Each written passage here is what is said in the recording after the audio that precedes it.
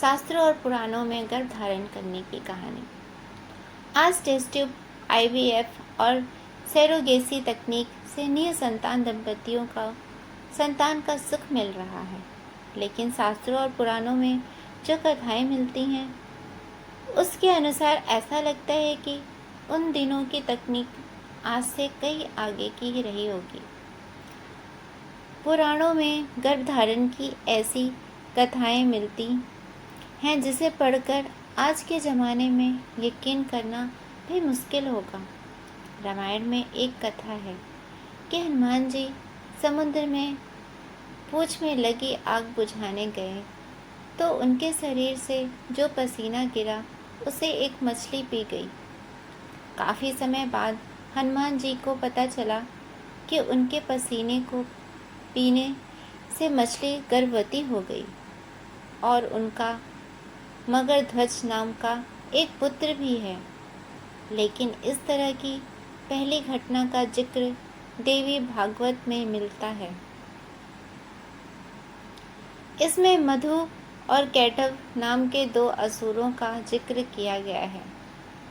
सृष्टि के शुरुआती समय में श्री ब्रह्मा जी के कान में मैल गिरा, जिससे 2 असुर उत्पन्न हो गए। यह असुर ब्रह्मा जी को मारना चाहते थे, लेकिन विष्णु भगवान ने इन असुरों को मार दिया। ऋग्वेद में देवताओं ने के चिकित्सक अश्विनी कुमार के जन्म की कहानी दी गई है, जो अद्भुत है। भगवान सूर्य की पत्नी संज्ञा सूर्यदेव का ताप सहन नहीं कर पा रही थी, इसलिए अपनी छाया को सूर्यलोक में छोड़कर पृथ्वी पर अश्विनी बनकर रहने लगी। जब सूर्यदेव को यह रहस्य पता चला तो उन्होंने संज्ञा की खोज की और अश्विनी रूप में उन्हें संज्ञा नजर आई और सूर्य संज्ञा के मिलन से पुत्र उत्पन्न हुए, जिसका नाम अश्विनी कुमार रखा गया। महाभारत में कौरवों के जन्म की भी कथा अनोखी है।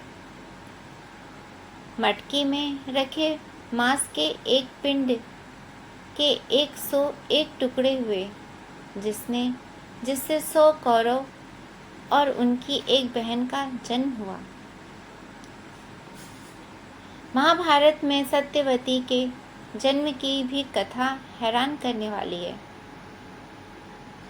राजा सुधन्वा का वीर्य एक पक्षी लेकर उनकी पत्नी के पास जा रहा था। रास्ते में वह वीर्य एक नदी में गिर जाता है, जिसे साप के कारण मछली बनी एक अप्सरा पी जाती है, जिससे वह गर्भवती होकर एक बालक और एक बालिका को जन्म देती है। यही बालिका सत्यवती कहलाती है, जिससे भीष्म के पिता शांतनु विवाह करते हैं। रामायण में भगवान राम के जन्म की भी कथा अद्भुत है। इसमें जिक्र आया है कि दशरथ जी ने एक यज्ञ आयोजन किया। इस यज्ञ में अंत में देवता प्रकट हुए और दशरथ जी के हाथों में खीर दिया। इस खीर को खाने से दशरथ जी की तीनों पत्नी गर्भवती हुई और राम, लक्ष्मण, भरत, शत्रुघ्न का जन्म हुआ।